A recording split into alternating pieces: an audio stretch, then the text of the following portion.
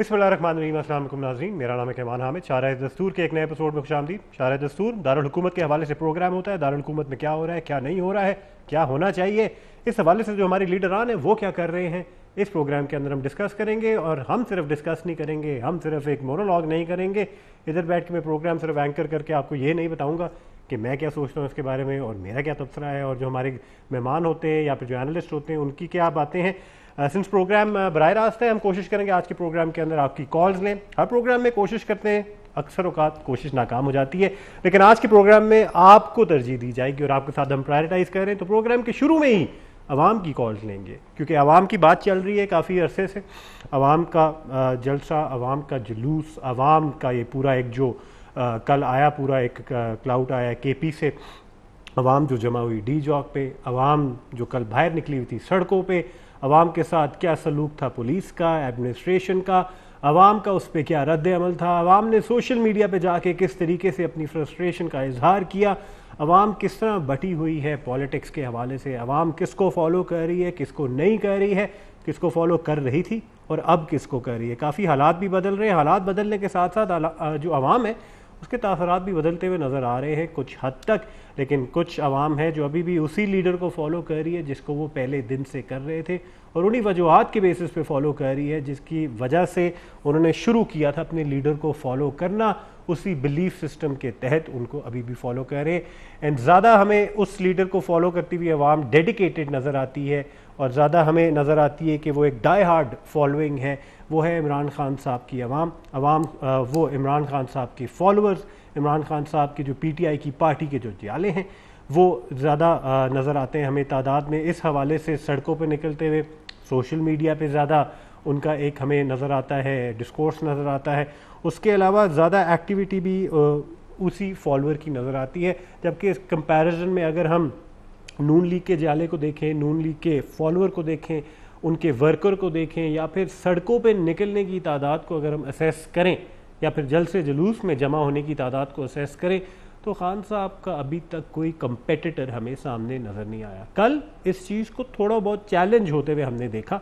थोड़ा बहुत गैदरिंग के हवाले से पहली मरतबा काफ़ी अरसे बाद हमने एनालिस्ट को और सहाफ़ियों को भी बात करते हुए देखा कि इतनी तादाद नहीं बन पा रही है, वो बात नहीं बन पा रही है जो जिसकी हमें एक उम्मीद थी, जिसके हवाले से इतनी ज़्यादा बातें की गई थी। उस तरीके से लोग बाहर नहीं निकले जिसकी उम्मीद थी PTI की लीडर्स को भी, PTI की एडवाइजरी को भी, और जो उन्होंने प्लान किया था कोर टीम ने, उस हवाले से शायद प्लान पे वो सारी चीज़ें नहीं उतरी। काफ़ी इस तरह की आवाज़ें भी उठी जी, TV के ऊपर भी, टेलीविज़न चैनल्स के ऊपर भी, उसके अलावा सोशल मीडिया पे भी लोगों ने थोड़ा बहुत इस चीज़ को ऑब्ज़र्व किया। लेकिन जिस तरीके से आगे वो बढ़ते गए, जिस तरीके से जो रुकावटें उनके सामने पेश की गई, और जिस तरीके से पुलिस के साथ उनका एक क्लैश रहा, उसको मद्देनज़र रखते हुए कुछ पॉपुलैरिटी में इजाफा भी हो, और कहीं कहीं हमने ये देखा कि लोगों का जज्बा भी काफ़ी चैलेंज किया गया। जैसे कि मैंने आपको कहा था कि इस प्रोग्राम के अंदर हम आप लोगों की कॉलें लेंगे और आप लोगों से जानने की कोशिश करेंगे कि आपको क्या लगता है कि कल की रोज़ अब जो सारा कुछ हुआ, आज सुबह तक जो होता रहा, उसके हवाले से आप लोगों का क्या ख्याल है। 410225 हमारा नंबर है। प्रोग्राम की पहली कॉल है, बात करते हैं। अस्सलाम वालेकुम। वालेकुम सलाम जी, कौन बात कर रही है, कहाँ से? जी, हम सदर इमरजेंसी से बात कर रहे हैं। लेकिन ये कि कल जो हमने जो हालात देखे ना, तो हम कहते हैं कि इस हालात का क्या मसला होगा। हम तो कहते हैं कि इलेक्शन हो जाए तो खुद ही सब कुछ पता चलेगा। पहले तो चलो ये लोग कहते हैं कि आला इमरान खान, अब शहबाज शरीफ बैठे तो वो महंगाई उसकी भी ऊपर हो गई है, तो हमारे लोगों को तो कुछ फायदा भी नहीं है। और कोई नहीं, तो इमरान खान का फायदा तो हमें है ना। आपको क्या लगता है इमरान खान से क्या फायदा है आवाम को? हमारा फायदा ये है सब लोगों के लिए। देखो सब कुछ काम किए है, कहीं कॉलेज किए है, कहीं स्कूलों का मसला हल किया है, कहीं ये यतीम लोगों को बच्चों के पैसे, या कहीं जो बेवा लोगों के लिए मशीन, ये तलाई सेंटर की वो किया है। तो बस हमें तो ये फायदा है, हम भी कहते हैं कि हमें फायदा वसूल हो। ठीक है, बहुत बहुत शुक्रिया, बहुत बहुत शुक्रिया। शमशाद बेगम थी कोरम एजेंसी से, उन्होंने कॉल की एंड उनका यही कहना है कि इलेक्शन जल्दी से दोबारा हो ताकि इमरान खान साहब दोबारा आए एंड लीड करें, और उनको लगता है कि काफ़ी फ़वाइद है इमरान खान साहब को हुकूमत में आने की वजह से, PTI को हुकूमत में आने की वजह से, और वही प्राइम मिनिस्टर बनेंगे तो ज़्यादा फ़ायदा है। अब क्या फ़वाइद हैं कंपैरिजन में PMLN बल्कि इस वक्त जो एक मुत्तहिदा हुकूमत है, जो यूनाइटेड हुकूमत है, उनका क्या फ़ायदा है, अलग अलग पार्टीज़ के आने से क्या फ़ायदा है, शहबाज शरीफ साहब के हुकूमत में प्राइम मिनिस्टर होने की वजह से क्या फ़वाइद हैं, क्या नुकसानात हैं। कंपैरिजन अगर हम करें खान साहब की हुकूमत से तो कहाँ कंपैरिजन हम ड्रॉ करें, क्योंकि अभी इतने दिन भी नहीं हुए इस हुकूमत को आए हुए। खान साहब ने अपने दौर के अंदर क्या क्या किया, ये कुछ चीज़ें हैं हमारे सामने जिसके ऊपर हम असेसमेंट एनालिसिस थोड़ी बहुत कर सकते हैं। कल के हवाले से मैं चाहूँगा कि आप लोग कॉल करके थोड़ा बहुत शेयर करें कि आप लोगों ने कैसे देखा। अगर आप घर से निकले या नहीं भी निकले, टीवी स्क्रीन्स पे आप लोग देख रहा, सोशल मीडिया पे आप लोगों ने देखा, तो आप लोगों ने क्या माइंड बनाया कि जो कॉल थी उस हिसाब से लोग आए, और अगर आए और डी चौक तक के करीब तक जो लोग पहुँचे तो उन लोगों को जब सुबह सवेरे स्पीच में खान साहब ने वो सारी बातें करते हुए आखिर में कहा कि 6 दिन का अल्टीमेटम दिया जा रहा है, उसके बाद दोबारा लोगों को और ज़्यादा तादाद में लोगों को वापस लेके आएंगे अगर उनकी कंडीशंस को मैच ना किया गया, तो क्या इसकी वजह से लोग खुशी खुशी वापस गए, उसी जज्बे के साथ वापस गए, या फिर कुछ लोग इसकी वजह से मायूस हुए, कुछ लोग नहीं चाहते थे वहाँ से जाना? क्या सिचुएशन थी ऑन ग्राउंड? जो PTI के सपोर्टर है जो वहाँ तक नहीं पहुँच सके, वो इस सिचुएशन को कैसे देखते हैं? और जो इस कॉज को और इस पूरी लॉन्ग मार्च को सपोर्ट नहीं करते और उनको लगता है मुल्क का नुकसान है इसके तहत, तो उनको ऐसा क्यों लगता है, ये जानने की हम कोशिश करेंगे। आज के प्रोग्राम में मैं कोशिश करूँगा कि जो मेरा ओपिनियन है, जो मेरा तबसरा है, जो personally as a journalist, as a सहाफ़ी जो मैं सोचता हूँ, वो मैं ज़्यादा असर्ट ना करूँ, आप लोगों के ऊपर इम्पोज ना करूँ। उसके लिए आप लोगों के पास बेतहाशा और चैनल है जाके वो आपको बता सकें कि आपने क्या सोचना है। आज के प्रोग्राम के अंदर टेलीविज़न पे आने का हम उस तरीके से फ़ायदा नहीं उठाएंगे और आप लोगों का माइंड नहीं बनाएंगे। रिपोर्ट आपको हर कोई कर रहा है, स्क्रीन पे आपको नज़र आता है कि हो क्या रहा है, सोशल मीडिया पे आप लोगों के पास एक्सेस टू इन्फॉर्मेशन सबसे ज़्यादा है, पहले से भी ज़्यादा है। फिर कोई माइंड तो आप लोगों का बन गया होगा चीज़ों के हवाले से कि क्या सही हो रहा है, क्या गलत हो रहा है। या आप लोग ही कॉल करके हमें बता सकते हैं 41022252 पे, एंड आप लोग कॉल करके हमारे साथ शेयर कर सकते हैं कि आप क्यों, किस वजह से किसको सपोर्ट कर रहे हैं और आपको क्या लगता है कि मुल्क के जो हालात हैं वो किस तरफ जाते हुए नज़र आ रहे हैं, आप किस पार्टी को सपोर्ट कर रहे हो। और अगर आप दोनों पार्टी को सपोर्ट नहीं भी कर रहे, अगर आप न्यूट्रल हैं, जो एक ऐसा लफ्ज़ है बड़ा कॉन्ट्रोवर्शियल हो चुका है, तो आपकी न्यूट्रल होने की वजह क्या है। इसके अलावा कल के हवाले से अगर हम बात करें तो पहले ये बताया गया था PTI की जो एक वहाँ के जो लीडर्स हैं, PTI के जो ओपिनियन मेकर्स हैं, स्पोक्स पर्सन हैं, रिप्रेजेंटेटिव्स हैं, उन नुमाइंदगान ने हमें ये एक इम्प्रेशन दिया टेलीविज़न स्क्रीन्स पे आके भी, उनकी मुख्तलिफ बीपर्स और शॉट्स के ज़रिए, प्रेसर्स के ज़रिए, कि किसी भी सूरत में डी चौक से पहले नहीं रुकेंगे, डी चौक तक जाएंगे और जलसा नहीं, सिट इन, धरने वाली सिचुएशन बन चुकी है और धरना करेंगे जब तक उनकी कंडीशंस, उनकी शराइत नहीं मानी जाती। ये सिचुएशन बनाई गई थी कल दोपहर तक, कल सुबह तक यही सिचुएशन थी। वक्त के साथ साथ सिचुएशन बदलती हुई हमें नजर आई कि जब वो वहाँ पहुँचे तो कुछ ऐसा लगा कि अब वो सिट इन, धरने की तरफ नहीं जा रहे, बल्कि अपना जो एक एहतजाज है वहीं तक रखा, जलसे की हद तक, मूवमेंट की हद तक रखा, रुकने का उन्होंने नहीं सोचा। और उन्होंने कहा अब हम, सिंस बहुत ज़्यादा एक तसादम पैदा किया जा रहा है पुलिस और अवाम के बीच में, उसकी बुनियाद पे हम बैठेंगे नहीं, आगे नहीं बढ़ेंगे, बल्कि डी चौक से भी मैं कह सकता हूँ कि 2 या 3 किलोमीटर पीछे रुक के खान साहब ने अपना आखिरी खिताब किया इस पूरी लॉन्ग मार्च का, और उन्होंने कहा 6 दिन का अल्टीमेटम दूंगा, जून के अंदर अगर इलेक्शन की डेट अनाउंस नहीं की जाएगी, जो जून के अंदर ही होनी चाहिए, तो फिर मैं दोबारा आऊँगा और इस मरतबा ज़्यादा लोगों के साथ आऊँगा। ज़्यादा लोगों की ज़रूरत क्यों पेश आई, ज़्यादा लोगों की ज़रूरत क्या खान साहब को लग रहा था कि ज़्यादा होने चाहिए? क्या खान साहब ने देख के ये कहा कि ये लोग काफ़ी नहीं है और इस मरतबा इतने नहीं जमा हो सके तो शायद अगली मरतबा ज़रा ज़्यादा जमा करके आएंगे? या फिर खान साहब को लगा कि जो वो अचीव करना चाहते थे इस लॉन्ग मार्च से, वो उन्होंने अचीव कर लिया है और अब 6 दिन बाद दोबारा प्रेशर क्रिएट किया जाएगा ताकि हुकूमत उनके टर्म्स पे आए और इलेक्शंस को अनाउंस किया जाए। जबकि आगे से हुकूमत, इंटीरियर मिनिस्टर साहब, स्पोक्स पर्सन साहिबा जो हैं मरियम औरंगज़ेब साहिबा, उसके अलावा मरियम नवाज साहिबा ने भी कहा कि ये यूनाइटेड गवर्नमेंट की तरफ से डिसीजन होगी एंड जो ये सारे आपस में डिसाइड करेंगे वही डिसाइड करेंगे कि इलेक्शन कब होनी है। लेकिन ये खान साहब नहीं बता सकते, खान साहब इसको डिक्टेट नहीं कर सकते। एंड इस वक्त हमारे साथ जी इख्तियार वली साहब मौजूद हैं लाइन पे, उनसे पूछते हैं कि कल की सूरत हाल को वो कैसे देखते हैं। इख्तियार वली साहब, बहुत बहुत शुक्रिया खैबर न्यूज़ को वक्त देने के लिए। सर, कल काफ़ी कुछ यू टर्न्स होती हुई नज़र आई हैं। काफ़ी पहले इस्टेब्लिश किया गया था कि जाएंगे, धरना करेंगे, सिट इन करेंगे, जब तक कंडीशंस मैच नहीं होती नहीं उठेंगे। हुकूमत ने कहा था कि हम डी चौक तक जाने नहीं देंगे, लेकिन डी चौक के काफ़ी करीब तक आने दिया। फिर आखिर में तो सर ये जो कल सिचुएशन घंटे के हिसाब से बदलती रही है, आपको क्या लगता है आने वाले दिनों में और कितनी मजीद बदल सकती हैं पॉलिसीज दोनों तरफ से?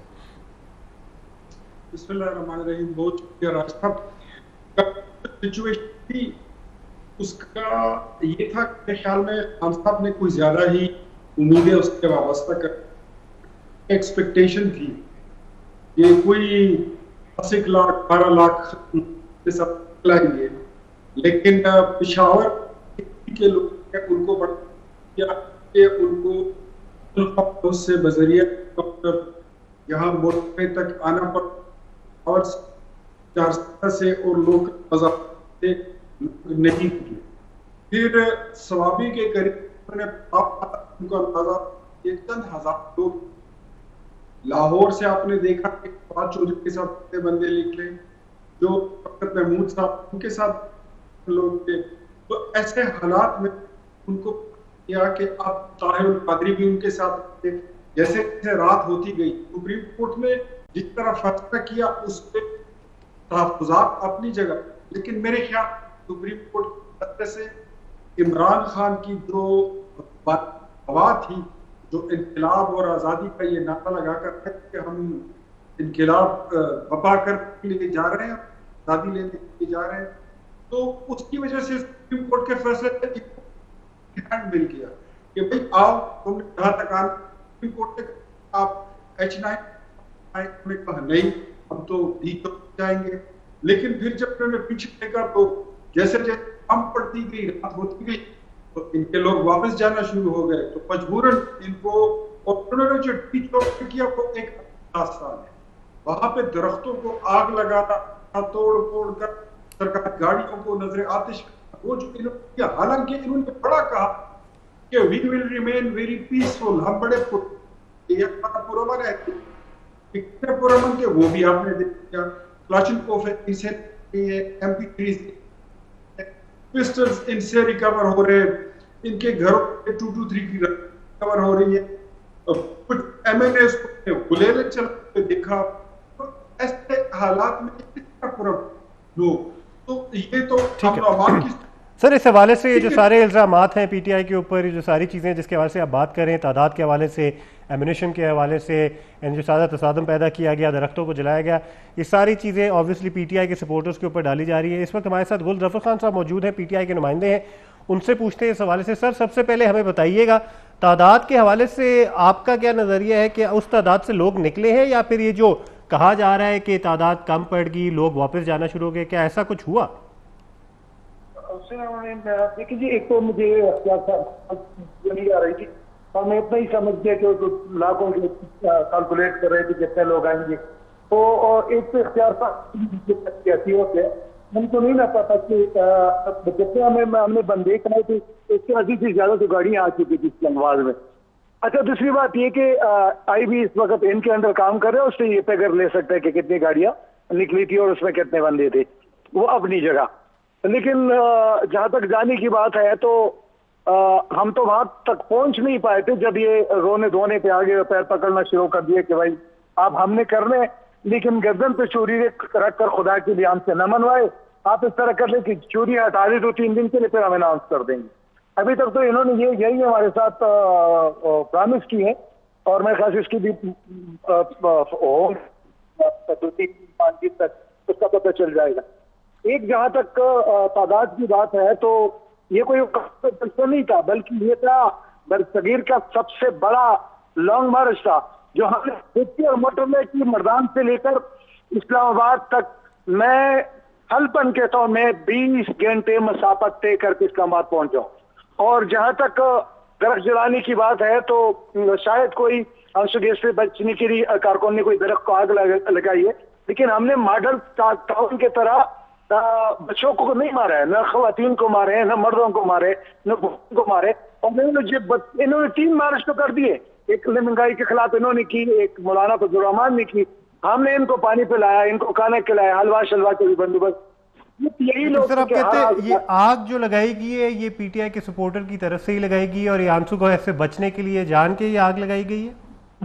देखिए ये एक दरख्त को आग लगाई, किसने लगाई, मैं कहता हूँ कोई भी हो सकते हैं, सुदेश के शल बचने के लिए रुई की जरूरत होती है, इतनी होती है। 10 जुलाई ने मॉडल टाउन की तरह इस्लाम नहीं किया, उसका पूछना चाहिए कि जो मॉडल टाउन के अंदर जहाँ पे ना लाखों लोग थे, जहाँ पे हुकूमत जाने का खतरा था, फिर इन्होंने इसी राना सनाउल्लाह ने गुंडों को बुलाकर उसको कत्ल कर दिया। और आपको एक दरख्त नजर आ रही है कि आपको यास्मीन दाशत की वो बूढ़ी खातून जो कैंसर की बीमार है, उसकी वो इस वक्त हमारे साथ पीटीआई के नुमाइंदे के और पीएमएल नून के नुमाइंदे इफ्तिखार वली साहब मौजूद हैं और जफर खान साहब मौजूद हैं। इस वक्त हमने एक छोटे से वक्फे पे जाना है, दोनों हमारे साथ मौजूद हैं, ब्रेक से वापस आने के बाद भी मौजूद होंगे। आप लोग देख रहे हैं शाहराह दस्तूर, मेरा नाम है कैवान हामिद। एक वक्फे से वापस आते हैं, गुफ्तगू का आगाज़ यहीं से वापस लेके चलेंगे। वेलकम बैक टू शाहराह दस्तूर, मेरा नाम है कैवान हामिद। खैबर न्यूज़ पे आप लोग देख रहे हैं प्रोग्राम 8 से 9 बजे प्रोग्राम होता है। एंड आज के प्रोग्राम के अंदर हम डिस्कस करें कल जो सारा कुछ हुआ। कल एक बहुत लंबा दिन था जी पाकिस्तानी अवाम के लिए। एंड सारों की नज़रें टीवी स्क्रीन पे भी थी, सोशल मीडिया पे भी थी, मोबाइल स्क्रीन पे भी थी। काफ़ी ज़्यादा अवाम बाहर भी निकली हुई थी। इसके हवाले से काफ़ी जी डबल स्टेटमेंट्स आ रही हैं। कुछ लोग कह रहे हैं काफ़ी अवाम नहीं थी, जितनी होनी चाहिए थी उतनी नहीं थी। कुछ लोग कह रहे हैं काफ़ी ज़्यादा अवाम थी और जितनी की उम्मीद थी उससे बढ़ चढ़ के अवाम थी। एंड ये जी ऑब्वियसली दोनों साइडों की स्टेटमेंट्स में जो डिफरेंस है ये एक बड़ी नेचुरल चीज़ है। एक साइड यही कहेगी, दूसरी साइड ने ऑब्वियसली अपनी चीज़ को डिफेंड करना होता है, that's a very understood thing. लेकिन जो डैमेज किया गया, जो बीच में कार्नेज हुआ, जो थोड़ा बहुत दरख्त जलाए गए, आग लगाएगी, उस हवाले से जो हमारे साथ मौजूद है पीटीआई के नुमाइंदे, उन्होंने बोला कि जो टेयर गैस वाली सिचुएशन बनी थी, आंसू गैस वाली सिचुएशन बनी थी, उसको काउंटर करने के लिए कहीं कहीं जान के आग लगाएगी ताकि वो जो एक पूरा एक एटमॉस्फेयर बन चुका था उसकी वजह से उसको काउंटर किया जाए। लेकिन उसके अलावा जो पुलिस की तरफ से हुआ, एडमिनिस्ट्रेशन ने इसको कैसे हैंडल किया, जिस तादाद से भी आ रही थी अवाम, 200 बंदा था या फिर हज़ारों में बंदा था या लाखों में था। इख्तियार वली साहब आपकी तरफ में आना चाहूँगा, इस हवाले से बताइए सर, जिस तरीके से ये कल हमने देखा पुलिस ने जिस तरीके से डंडे की जोर पे रोकने की कोशिश की, काफ़ी हमें थोड़ा बहुत खून खराबा भी नज़र आया। कुछ चंद लोगों ने अनफॉर्चुनेटली अपनी जानें भी गंवाई, काफ़ी इंजरीज भी हुई। पुलिस इस तरीके से इस चीज़ को जो अप्रोच कर रही थी, बेशक वो पंजाब में हो या फिर यहाँ एंटर करते हुए हो, बेशक यहाँ पे जो आंसू गैस की सिचुएशन क्रिएट की गई जहाँ औरतें भी थी, बच्चियाँ भी थी, बच्चे भी थे, तो आपको क्या लगता है जलसे जुलूस तो पहले भी होते रहे हैं, मार्चेस भी पहले होती रही हैं, गैदरिंग्स भी होती रही हैं, कल थोड़ी सिचुएशन फ़र्क तरीके से टैकल होती हुई नज़र आ रही थी, आपका क्या ख्याल है? देखिए क्या एक तो ठीक है, इंसाफ है, इतना ट्रैक जो है माजी में पुरअमन मार्च करेंगे ये डी दो तक आने की, तो ये रेड जोन हुए, इन्होंने के नाम दी, इन्होंने कफन पहने, इन्होंने वो एसएसपी इस्लामाबाद का क्या हाल किया, पुलिस वालों को, पब्लिक प्रॉपर्टी को नुकसान पहुंचाया। कल आपने देखा होगा जी न्यूज के दफ्तर के शीशे तोड़ दिए। तो ये पुरअमन तो है नहीं। अब आप आने से पहले हवाई फायरिंग की वीडियोस वायरल करते, आपके हाथों में, आपके कारकुनों के हाथों में शमशीरें हैं, कीलों वाले डंडे हैं, और जो मोहतरम भाई मेरे गुलजफर इस वक्त मौजूद हैं लाइन पर, इनकी तस्वीर मैंने भी यूं गुलैल को खाना बांधे, इन्होंने एक पुलिस वाले की आंख पे गोली मार दी, वो कांचा मारा है, पत्थर मारा है। तो इस तरह मॉब्स को कि अगर ये कैपिटल तो क्या वजीर दाखिला हुकूमत इनको घंटे पहनाएगी, इनको हाथ आएगी, इनको गुलदस्ते? नो। अगर आप पॉलिटिकली आप करना था तो आपको एक बार के लिए कह दिया गया, आओ खुशी से आओ, आपको जलसे के लिए जगह देते हैं। अगर आप ये चाहेंगे कि ये मैं आप प्रोग्राम के तौर इनको भी कहना चाहता हूं, और अब वो जमाना गया कि आप उधर आप दबाव डालेंगे और उधर आप महीनों महीनों पड़े रहेंगे और आपको कोई पूछने वाला नहीं होगा। ये वो जमाना नहीं है।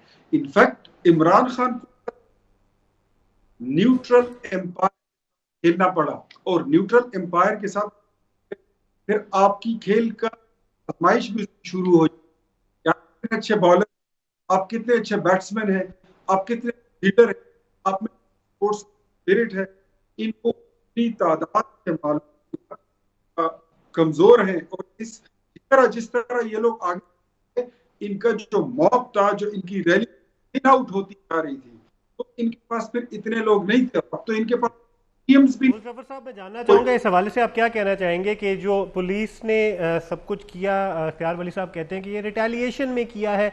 ये जो मॉब का, वो ऑब्वियसली इसको टाइटल दे रहे हैं कि भाई ये जो मॉब था, ये जो जिस तरीके से आ रहा था, एक वायलेंट इंटेंशंस के तौर पे आ रहा था, जिसकी वजह से पुलिस ने रिटेलिएट किया है। पुलिस ने जो कुछ किया है उसके रिएक्शन में किया है, और ये उन्होंने नहीं करना था। अगर एक पुरसुकून तरीके से ये एक रैली आ रही होती और वायलेंस इसके अंदर ना होता, इन सारों की इन चीज़ों की वजह से रिटेलिएशन इनको मिली। आपका क्या कहना है इस हवाले से? देखिए जी, इख्तियार साहब जब से हम बोल पे रहते हैं, पहले 1 महीने पहले पेट पे पत्थर बांध के पहले होते थे कि भाई महंगाई है, आजकल शुक्र है वो पत्थरियों से गुम हो गई है। अच्छा, सुप्रीम कोर्ट का जब ऑर्डर था कि भाई वो प्रबंध आएंगे और उसको एक्टिविटी से नहीं रोक सकता, तो मुझे बता दीजिए सनाउल्लाह साहब, तुम इसको किसने किया दिया कि वो अटक पुल के ऊपर कंटेनर लगाए? क्या हमने अटक पुल के ऊपर किसी के ऊपर फायरिंग की थी? हमने कोई पब्लिक प्रॉपर्टी जलाई? वहां पे तो पब्लिक प्रॉपर्टी है और न वहां पे कोई चीज जलाने के लिए। और दूसरी बात, ये मेरे हाथ में जो गोलील था उसको कोर्ट कर रहे हैं कि आपने एक पुलिस वाले के अंत पे गोली मारी है। अच्छा, एक हमारी रवायती चीज होती है और कोई कानून इसको लेकर जाने से मना नहीं करता, कोई कानून, यानी कि हम परिंदों के शिकार के लिए रखते हैं। और ये हमारे पास वैसे भी अक्सर जेब में पड़े रहते हैं, तो जनता भाई ये अपना रवायत को जिंदा रखने के लिए चीजें अपने साथ रखते हैं। लेकिन जरा इनसे पूछेगा कि जो 15,000 ने एक्सपायर शेल इस्तेमाल की, उसके बारे में पूछे। एक गुलील की छोटी सी पत्थर के बारे में पूछते हैं, और जो हम भी रिटेलिएट कर रहे थे, हम भी अपना दिफा कर रहे थे गुलील के थ्रू, जो मेरे ख्याल से किसी कानून में भी ममानियत नहीं है। जब आपके ऊपर छेल हो रहा हो बेगुनाह, और वो भी एक्सपायर आपके फायर कर रहे हो, तो जाहिर है आप किसी चीज से डिपेंड तो करोगे।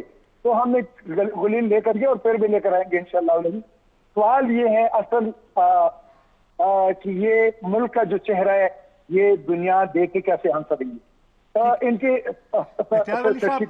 ये गुलेल versus expired tear gas shells पे बात आ चुकी है। ये जो एक्सपायर्ड टेयर गैस शेल्स, जिनकी कुछ वीडियोस एंड कुछ इमेजेस भी आई हैं, आपका इसके बारे में क्या कहना है? Expired tear gas shells is a criminal act under the constitution as well, protest के वजह से। तो ये इसमें सच्चाई नहीं है आपके ख्याल से? जो हमारा पिछले पहले वाला करना था, उसमें भी ये लोग जिस सूबे से वहां पे इनकी हुकूमत है, पुलिस फोर्स इनके पास, टीयर गन्स इनके पास थे, मास्क इनके पास थे, चश्मा इनके पास था, ग्लासेस उन्होंने ली हुई थी। इतनी इक्विप्ड मॉब आप शायद ही कहीं देखी हो। इस तरह तो हमारे फलस्तीन और जो कश्मीर के हुर्रियत पसंद बहन है, इतने तो वो भी इक्विप्ड नहीं है जिस तरह इक्विप्ड होकर ये आए। अगर आप ये जो शेल वेल की बात करते हैं, ये मेरे ख्याल में इन्होंने ही इस्तेमाल किए थे। केपी गवर्नमेंट, मैं खुद केपी असेंबली का मेंबर हूं और मुझे पता है कि वहां पर एक्सपायर सामान कितना पड़ा हुआ था। ये अपने साथ लाए थे, इन्होंने पुलिस वालों पर वो इस्तेमाल किए हैं। ये भाई कह रहा है कि इस्लामाबाद के ब्लू एरिया में पब्लिक प्रॉपर्टी किसकी है? तो ये जो दरख्त है ये पब्लिक प्रॉपर्टी नहीं है। ये जो ग्रीन बेल्ट है ये पब्लिक प्रॉपर्टी नहीं है। ये जो पुलिस की वैन्स आपने जलाई है ये पब्लिक प्रॉपर्टी नहीं है। ये सारी पब्लिक प्रॉपर्टी है मेरे भाई, लेकिन आपको शायद इस बात का अंदाजा नहीं है। और मैं दूसरा आपको ये बताऊं कि आप अगर लड़ते हुए आएंगे, आप रियासत की रिप को ढेर करते हुए आएंगे, तो आपके साथ कैसे गुजारा किया जाएगा? आपके साथ नरमी से किस तरह बर्ताव किया जाएगा? गुलजफर साहब, आपने तो खुद गुलेल तानी हुई थी। मेरे ख्याल में मेरी इत्तला के मुताबिक 8 पुलिस वालों को तो आपने भी पत्थर मारे हैं, तेल से किसी की आंख लगी है, किसी का सर फोड़ दिया है। तो कह सकते हैं कि आप मार दूसरे, आपका ऐसे नहीं होता। पॉलिटिकल एहतजाज होता है, डेमोक्रेटिकली प्रोटेस्ट होता है, उसको कोई नहीं। आप इस तरह नहीं कीजिएगा। एक गुलील के ऊपर आपने पूरे टॉप को 1 घंटा टाइम ले लिया। छोड़ी गुलील को, बच्चों वाली चीज होती है, इससे बच्चे खेलते हैं। हम भी खेले कल। बता दीजिए हुकूमत के बारे में, हुकूमत ने कब जाना है? राजा साहब, इस है कि ये लोग कहते हैं, पहले ऐलान कर दिया था कि इस्लामाबाद मार्च जो होगा ये खूनी मार्च होगा, ये इनकलाबी मार्च होगा, इसमें हासिल करेंगे। क्या यहाँ पर अंग्रेज सरकार सुप्रीम कोर्ट की तरफ से या अहकाम आ चुके थे कि H9 में तक इजाजत दी जाएगी और रुकावटें हटा ली जाए, तो उसके बाद भी काफी रिटेलिएशन नजर आ रही थी, उसके बारे में क्या कहना है?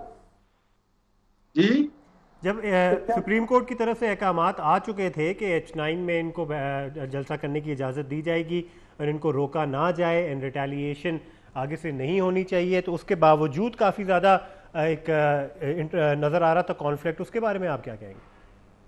राजा साहब, सुप्रीम कोर्ट के बाद आपने देखा साहब पुलिस का वो सब पीछे हट गए, इनको रास्ता दे दिया गया। इन्होंने जो एक कार पहुंचना चाहते थे और जिन्होंने पहुंचना था वो डी चौक भी पहुंचे। आपने देखा कि वो कितनी तादाद में थे, फिर तो किसी ने रिएक्ट नहीं किया, तो उनको स्टॉप नहीं किया गया।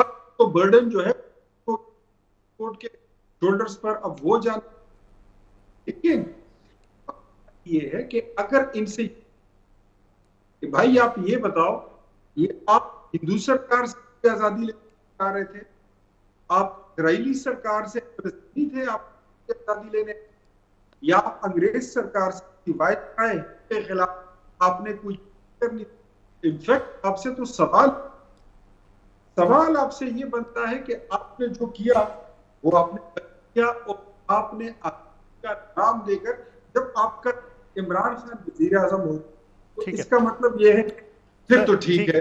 ठीक है सर, इस पॉइंट पे एक छोटे से वक्फे पे मैंने जाना है, कमर्शियल ब्रेक पे जाना है। आप लोग देख रहे हैं इशारा दस्तूर, कॉन्वर्सेशन चल रही है। कल जो हुआ किसकी जिम्मेदारी थी, जो नुकसान हुआ वो किसकी जिम्मेदारी थी, एंड जो प्लान था अकॉर्डिंग टू प्लान सब कुछ हुआ कि नहीं हुआ, एंड प्लान अगर चेंज हुए तो किस वजह से हुए, सारी चीज़ के ऊपर डिस्कशन करेंगे इशारा दस्तूर के ऊपर एक छोटे से वक्फे के बाद। वेलकम बैक टू इशारा दस्तूर, मेरा नाम है कैवान आमिर। डिस्कशन चल रही है जी कल की सारी एक सिचुएशन के हवाले से।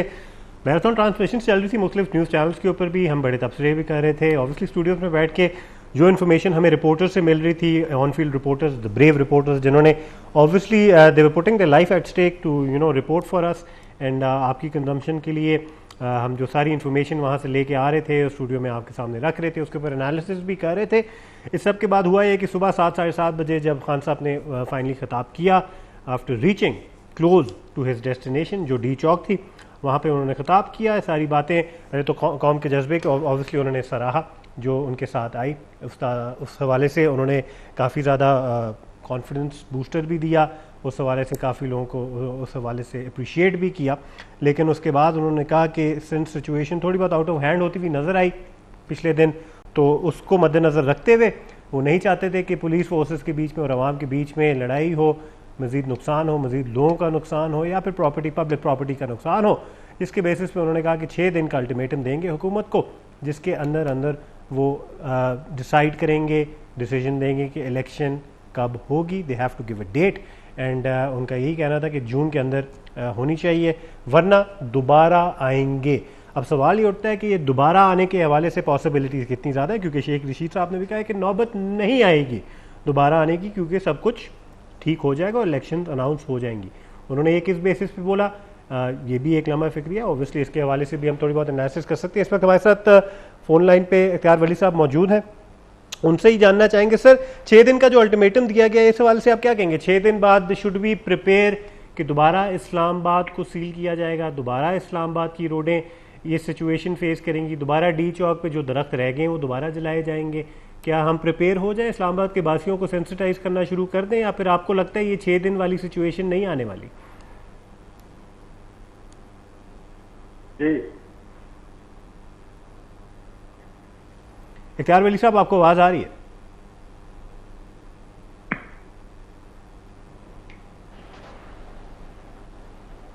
इख्तियार वली साहब, आपको आवाज आ रही है हमारी? कोशिश करते हैं जी दोबारा राब्ता हम इस्टेब्लिश करने की कोशिश करें इख्तियार वली साहब के साथ। आप लोग भी चाहूँगा कि इस डिस्कशन का हिस्सा बन सकते हैं। मेरे ख्याल से 41022252 हमारा नंबर है। पब्लिक कॉल्स भी बीच में थोड़ी बहुत लेते रहें तो मेरे ख्याल से प्रोग्राम मज़ीद इंक्लूसिव रहेगा एंड पब्लिक ओपिनियन भी साथ साथ आता रहे। 6 days is the time limit, 6 days का एक अल्टीमेटम दिया गया है। 6 दिन बाद जून आ जाएगा। जून के अंदर खान साहब का ये कहना है कि वो चाहते हैं कि हुकूमत जो है डिसाइड करे और decision they regarding the elections, and उनके हिसाब से काफ़ी टाइम है, जून के अंदर इलेक्शंस की जा सकती हैं, प्रिपेयर किया जा सकता है। लेकिन डी चौथ तक जो उन्होंने जाना था वहाँ धरना उन्होंने देना था, धरना उन्होंने नहीं दिया। हुकूमत ने उन्होंने कहा था कि उनको वहाँ तक नहीं जाने देंगे, लेकिन जहाँ तक वो गए वहाँ तक नहीं जाने देंगे, वहाँ तक भी जाने दिया। सुप्रीम कोर्ट का बीच में एक रोल प्ले होता हुआ हमें नज़र आया, इस्टेब्लिशमेंट का रोल हमें प्ले कहीं भी होता हुआ नज़र नहीं आया। उसके बारे में भी काफ़ी थेरीज भी क्रिएट की जा रही थी, काफ़ी बातें भी की जा रही थी, लेकिन इस हद तक कोई ऐसी इन्फॉर्मेशन, कोई ऐसा मौका दिया नहीं गया टेलीविज़न एंकर्स को, एनालिस्ट को, सहाफ़ियों को कि उसके ऊपर कोई तबसरा करे, जो मेरे ख्याल से खुशाइन बात है कि एक ऐसे इदारे को इस पूरी चीज़ के अंदर नहीं घसीटा गया एंड वो चीज़ साइड पे रही। लेकिन इलेक्शंस के हवाले से हम क्या एक्सपेक्ट कर सकते हैं? हुकूमत ने ये तो कहा है कि भाई ये जॉइंट जो गवर्नमेंट है उसके ऊपर ये सारी बात आ जाती है। जब ये कहा जाता है हुकूमत की तरफ से कि जॉइंट गवर्नमेंट के ऊपर प्रोरोगेटिव है कि वो डिसाइड करेंगे कि कब होंगी इलेक्शंस, क्या डेट होगी, खान साहब नहीं डिसाइड करेंगे। इख्तियार वली साहब, आप हमें बताइए कि जब हुकूमत की तरफ से ये बयान आता है कि ये जॉइंट गवर्नमेंट ही डिसाइड करेगी, तो ये कौन कौन मेजर रोल प्लेयर्स हैं जिनके ऊपर ये डिसीजन है? इख्तियार वली साहब, आपको आवाज आ रही है?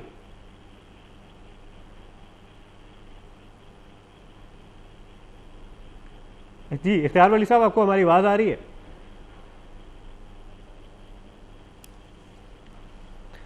जी, टेक्निकल इश्यूज की बेसिस पे इख्तियार वली साहब से हमारा राब्ता दोबारा कट गया। उनसे कोशिश करते हैं दोबारा राब्ता करने की। बल्कि मैं चाहूँगा प्रोड्यूसर साहब, अगर कोई और नुमाइंदे हैं गवर्नमेंट के या फिर इवन फ्रॉम पीटीएस साइड, तो हम चाहेंगे कि उनसे भी ओपिनियन ले। कादर मंदोखेल साहब इस वक्त हमारे साथ लाइन पे मौजूद है, उनको खुशामदीद कहेंगे। अस्सलाम वालेकुम सर। वालेकुम सर, आप अपने एंड से क्या कहना चाहेंगे? एज रहनुमा पीपल्स पार्टी पीएमएलएन की तरफ से काफ़ी स्टेटमेंट्स आ रही हैं, कुछ कॉन्ट्रडिक्टरी स्टेटमेंट्स भी आई हैं। उन्होंने ये भी कहा है कि जॉइंट जो एक गवर्नमेंट है वो डिसाइड करेगी कि इलेक्शंस कब होगी। जॉइंट गवर्नमेंट में पीपीपी का भी ऑब्वियसली एक रोल है उसमें प्ले करने का, लेकिन ज़्यादा हाई प्रोफाइल लेवल पे कोई ऐसी स्टेटमेंट्स नहीं दी गई हैं इलेक्शंस के हवाले से। खान साहब ने 6 दिन का अल्टीमेटम दे दिया है। सर, आप क्या कहेंगे इस हवाले से? देखिए, आज ही कौमी असम्बली के स्पीकर ने बताया था कि 13 अगस्त 2023 को इलेक्शन मौजूदा असम्बली का टेनोर पूरा होगा, यानी 1 साल 3 महीने। दूसरी बात यह है कि बिलावल भुट्टो साहब पहले ही ऐलान कर चुका है कि पहले इस्लाहत होगा, उसके बाद इलेक्शन होगा। बाकी ये जो एक जत्था जो गुंडागर्दी का जिसने इस्लामाबाद पे चढ़ाई की कोशिश की और कल मुंह के बल खाने पड़े वो सारे, और जो आपने लिखा कासिम सूरी उसके कान में बोल रहा है कि इस्लामी टच, ये वो टोला है कि परवरिश तो उनकी यहूदियों के साथ भी ये है, बच्चे आज भी यहूदियों के यहाँ पल रहे हैं मगर टच इस्लामी दे रहे हैं। अब ये टच इस्लामी लोग पहचान गए इनको, इनका चेहरा पहचान गया है। आपने देखा कि कल रात भी जहां तक मैं सुन रहा था, जब इस्लामाबाद में वो इंटर हो गया इमरान नियाजी साहब, उस वक्त भी कहा था कि मैं इलेक्शन की डेट ये बगैर नहीं जाऊंगा। तो फिर क्या हुआ? एक और यू टर्न आपके सामने आ गया। और फिर आपने देखा था कि सुप्रीम कोर्ट का, मैं ये समझ रहा हूं कि तमाम सारी जिम्मेदारी सुप्रीम कोर्ट को उठानी पड़ेगी। जो अफरा तफरी हुआ है, जो जलाओ गिरा हुआ है, जो एटीएम मशीनों को आग लगाई गई है, जो दरख्तों को और वहां पे जो घास लगी हुई है उसको जो उन्होंने आग लगाया है, इसकी तमाम जिम्मेदारी जो है ना सुप्रीम कोर्ट को लेनी पड़ेगी और सुप्रीम कोर्ट के हवाले से कोई एक्शन लेना पड़ेगा। इस वजह से कि मौजूदा हुकूमत ने तो किसी तौर से इनको अलाउ करने की इजाजत नहीं दे रहे थे। हमें पता था कि ये एक फसादी टोला है, ये पाकिस्तान में अफरा तफरी फैलाना चाह रहा है। इस वजह से सुप्रीम कोर्ट की हिदायत पे हमने इसको इजाजत दी है। आपने देखा कि उन्होंने जो हशर की है आपके सामने की बात है। अब ये समझ लो, देख रहे कि यू टर्न के हवाले से तो ये पहले मशहूर था, एक यू टर्न और में इजाफा हो गया। अब इस हवाले से आप देखेंगे आइंदा ये हिम्मत भी नहीं कर सकेगा इस्लामाबाद तक आने की, क्योंकि आइंदा न सुप्रीम कोर्ट उसको इजाजत देगा न पाकिस्तान की मौजूदा कौमी हुकूमत को इजाजत देगा। ठीक है, गुलजफर खान साहब, आपने हमें दोबारा ज्वाइन किया, मुझे बताइए 6 दिन का जो अल्टीमेटम है, दोबारा पीटीआई वापस इस्लामाबाद की तरफ रुख करते हुए नजर आ रही है आपको, या फिर आपको उम्मीद है कि 6 दिन के अंदर जो आपकी डिमांड्स हैं वो पूरी हो जाएंगी? गुलजफर खान से हमारा राब्ता मुंतका हो गया है। इख्तियार वली साहब दोबारा हमें ज्वाइन किया है। इख्तियार वली साहब, ये जो इस्लामिक टच है इसके हवाले से थोड़ी सी इलैबोरेशन करें। इस्लामिक टच होती क्या है? इस्लामिक टच ये होती है कि ये इमरान खान के 2-3 बड़े, इमरान खान खुद बड़ा बेवकूफ किस्म का बंदा है, इसकी ना इतनी अकल है ना इसकी इतनी सोच है, इसको कुछ और लोग चला रहे हैं। इसने मुल्क के बेरोजगार लोगों को अपने पीछे लगाने के लिए 1 करोड़ नौकरियों का नारा लगाया था। बेघर लोग पाकिस्तान जाहिर है गरीब मुल्क है, बेघर लोगों के लिए 50 लाख घरों का नारा लगाया था। और फिर वो लोग जो दीन के साथ मोहब्बत रखते हैं, खत्म नबूवत के साथ मोहब्बत रखते हैं, तो उन लोगों को अपने पीछे लगाने के लिए इन्होंने मदीने की रियासत का नारा लगाया था। तो ये जब भी बोलते हैं इय्याका नाबुदु व इय्याका नस्तईन, उसके बाद फिर ये लोग बड़ा लाउड म्यूजिक और धमा चौकड़ी ये लोग शुरू कर देते हैं। साहब, क्या ये जो टच है, इस्लामिक टच, क्या पहले किसी सियासी पार्टी या सियासी पार्टी के लीडर ने नहीं इस्तेमाल किया इसको? नहीं, देखें अल्हम्दुलिल्लाह हम सब हैं मुसलमान, लेकिन अपने मजहब को, अपने अकीदत को, खत्म नबूवत को, नामूस रिसालत को कभी इस्तेमाल नहीं किया है। तहरीक इंसाफ पहली जमात है जो इन चीजों को अपनी गंदी सियासत के लिए इस्तेमाल करना चाहती है। वरना कासिम सूरी इमरान खान के कान में आके नहीं कहता कि आप इसको जरा मजहबी टच दे दें और हुजूर सल्लल्लाहु अलैहि वसल्लम की मिसालें दे दें। ये तो बेवकूफ आदमी है, ये कई बार इस तरह कह चुका है कि मुझे भी इसी तरह तैयार किया जा रहा है जिस तरह तौबा नऊजुबिल्लाह नबी को तैयार किया गया था। ये तो ही जस्ट इंचेस अवे कि ये क्लेम करे कि मैं तो इस दौर का नबी हूँ, तौबा नऊजुबिल्लाह, या कोई मैं इमाम महदी हूँ। ये तो बड़े पागल किस्म के लोग हैं, ना इनका नजरिया है, ना इनकी अकल है, ना इनकी फहम है, ना फिरासत है। जो मुंह में आ जाए ये लोग कह देते हैं, कान में जो कोई कह दे। इमरान खान 2014 में भी यही आलम था इसका। ये जो कोई आके इसके कान में कहता होता तो ये फोन पे उधर माइक पे शुरू हो जाता था उस पर। सही। तो मंडोखेल साहब की तरफ में आता चलो। मंडोखेल साहब, हमें बताइए, जो पॉपुलिज्म का सहारा लिया जाता है लीडर्स की तरफ से, सियासी पार्टियों की तरफ से, इस हवाले से तो नजर आ रहा है कि PTI has cracked the code, और वो पॉपुलिज्म की जो कुछ स्टेटमेंट्स हैं, कुछ नारे हैं, उस चीज़ के ऊपर बहुत अच्छे तरीके से गैदर कर रहे हैं एक पॉपुलैरिटी, और आवाम का भी साथ उनको है, और सोशल मीडिया में काफ़ी ज़्यादा फॉलोइंग मिल जाती है। क्राउड गैदरिंग में नज़र आता है कि काफ़ी लोग जमा भी हो जाते हैं इमरान खान साहब की कॉल के ऊपर। तो ये चीज़ तो उनके फेवर में काम कर रही है, जिसके बेसिस पे बड़ा कॉन्फिडेंटली कह रहे हैं कि जल्द से जल्द इलेक्शंस कराएं, क्योंकि इस वक्त पॉपुलैरिटी ग्राफ के ऊपर उनका कॉन्फिडेंस है कि वो सबसे ऊपर है। इस हवाले से आपकी जो पार्टी है पीपल्स पार्टी, इस हवाले से क्यों नहीं थोड़ी बहुत इंट्रोस्पेक्शन करती और थोड़ा बहुत इन्हीं चीज़ों के ऊपर कम्पीट करने की कोशिश करती? देखिए, पहली बात तो ये है कि ये खामखा एक प्रोपेगेंडा है, और 22 करोड़ लोगों में अगर 10,000 लोग इकट्ठे हो जाते हैं तो उसकी कोई हैसियत नहीं है।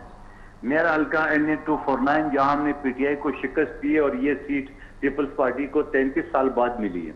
और फिर आपने कराची में देखा, खासतौर मेरे हल्के में देखा, इनका यूथ विंग का सदर, मेरे सोशल मीडिया पे वीडियो मौजूद है, यूथ विंग का सदर नुमान चौधरी ने तौबा किए है और मेरे कोऑर्डिनेटर के यहाँ पनाह लिए है।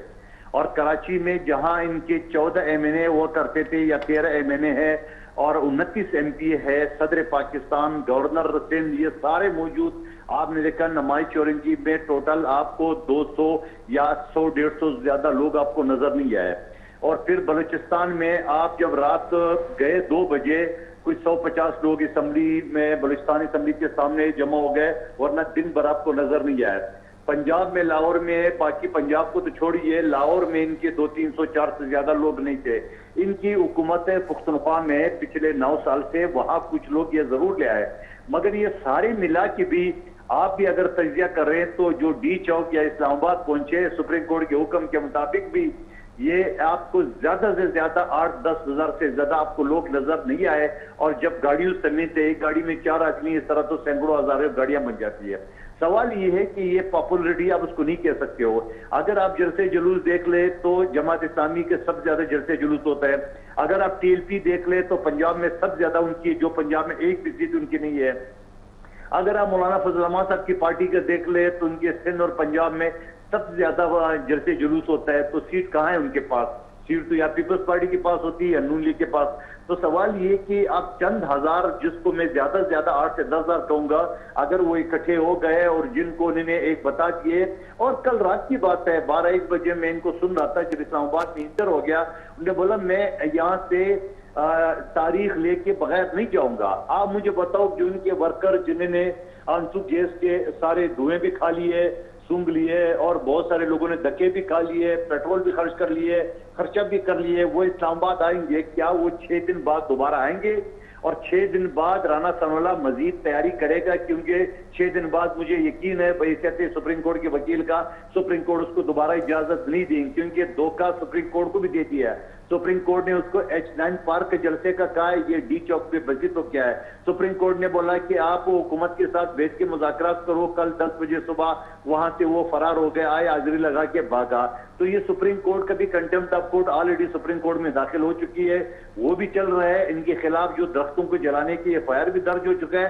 अभी तो गोगी शोगी की केस बाकी है, अभी तो करोड़ों अरबों रुपए जो अपॉइंटमेंट हुआ है। इसी नोट पे हमने एक छोटे से वक्फे पे जाना है सर, हम तो एक छोटे से कमर्शियल ब्रेक पे जाते हैं। आप लोग देख रहे हैं इशारा दस्तूर, हमारे साथ Pakistan Peoples Party, Pakistan Muslim League Noon और PTI के नुमाइंदगान मौजूद हैं इन कॉन्वर्सेशन इशारा दस्तूर के अंदर। मेरा नाम है केमान Hamid, will be right back. Welcome back to इशारा दस्तूर। हमारे साथ मौजूद है Pakistan Peoples Party, Pakistan Muslim League Noon और पाकिस्तान तहरीक इंसाफ के नुमाइंदगान। एंड गुलजफर साहब से हम बात करना मैं चाहूँगा। थोड़ा बहुत सवालात तो काफ़ी उठ गए हैं, काफ़ी काउंटर आर्गूमेंट्स भी आ चुकी हैं, काफ़ी इल्ज़ामात भी लगाए गए हैं PTI के ऊपर कल की सारी कार्रवाई के हवाले से। गुलजफर साहब, 6 दिन का जो अल्टीमेटम है, आपको किस हद तक नज़र आ रहा है कि 6 दिन बाद दोबारा सड़कों पे निकलने की नौबत आएगी या फिर नहीं आएगी, या फिर 6 दिन तक आपको लग रहा है और आपको उम्मीद है कि जो सारी शर्त व शराइत है ये पूरी कर ली जाएंगी हुकूमत की तरफ से?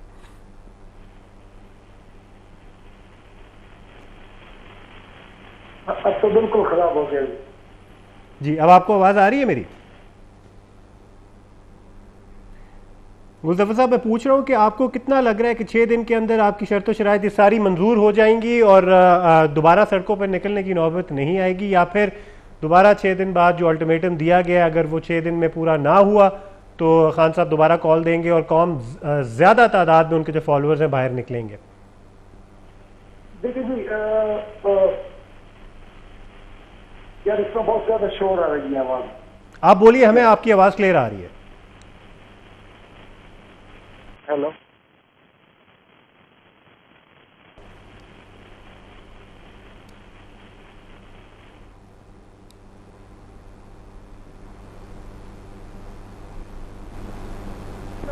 मेरे ख्याल में दोबारा हमें निकलने की जरूरत इसलिए नहीं पड़ेगी कि डॉलर डबल सेंचुरी क्रॉस कर चुकी है और सर मुबादले के ज़खायर में 7 से 8 बिलियन तक आप पहुंचे, जो हम 22 बिलियन बड़ा मुश्किल से इनके लिए छोड़ गए थे। महंगाई आप देख रहे कि हमारे जाने के बाद 25% बढ़ चुकी है। IMF ने भी इनकार कर दिया कि जब तक आप पेट्रोल की कीमत नहीं बढ़ाएंगे तो हम मजीद आपको कुछ नहीं दे सकता। इसी तरह ये बड़े बेबरों का फिर कुछ हिस्से निकले, वो सऊदीया से भी इसी तरह निकल आए, दुबई से भी इसी तरह, बरादर इस्लामी ममालिक जो थे उससे भी इसी तरह निकल आए। और बार बार ये हमें तना दे रही थी कि इसके दौर में महंगाई हुई है। हमारे 3 साल के दौर में जितनी महंगाई हुई थी कोरोना के बावजूद, जो पूरी आलमी दुनिया को मुतासर कर चुकी थी, इनकी ये 2 महीने की कारकर्दगी जरा देख किस तरह माननी चाहिए इनको। और मेरे ख्याल में हमारे निकलने से पहले इनको छोड़नी चाहिए। वैसे नहीं छोड़ रहे ये 7 दिन बाद, लेकिन सवाल ये नहीं है कि हुकूमत जा रहे, हुकूमत पे जाना ही जाना है, लेकिन ये अवाम में कैसे जाएंगे? इसलिए वापस जाने लोगों को ये जवाब दे हैं, वापस जवाब देना है। ये 72 से डॉलर हो के आपने 106 पे पहुंचा दिया, जर मवाद के ज़खायर का बेड़ा गर्क करके रख दिया, डिफॉल्ट साइड पे जा रहे पाकिस्तान और आप